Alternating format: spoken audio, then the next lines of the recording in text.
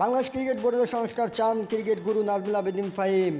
সরকার পতনের পর Bangladesh cricket board BCB অনেক কর্মকর্তারই খোঁজ পাওয়া যাচ্ছে না। রাজনীতিকের সঙ্গে জড়িত বেশিরভাগ পরিচালকই কর্মক্ষেত্রে আসছেন না। তাদের সমালোচনা করেছেন নাজমুল আবেদীন ফাহিম।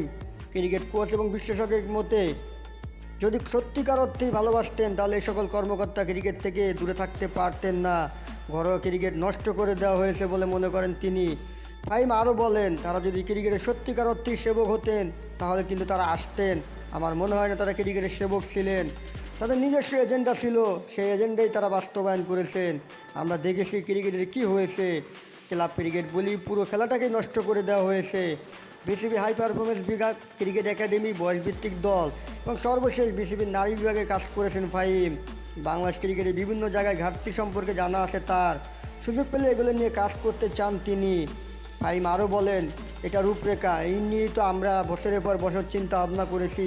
বিশেষ করে আমি কোন জায়গায় কী করলে আরেকটু এগোনো যায়, কোন জায়গায় ঘাটতি আছে, আমাদের কী রিসোর্স আছে যা দিয়ে আমরা ওভারকাম করতে পারি।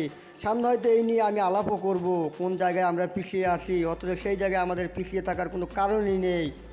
প্রস্তাব পেলে অন্তর্বর্তীকালীন সরকারের যুব ক্রীড়া মন্ত্রণালয়ের উপদেষ্টা আসিফ মাহমুদের সঙ্গেও বসতে রাজি তিনি। অবশ্যই সেখানে যদি ইনপুট দেওয়ার সুযোগ থাকে অবশ্যই অংশগ্রহণ করব।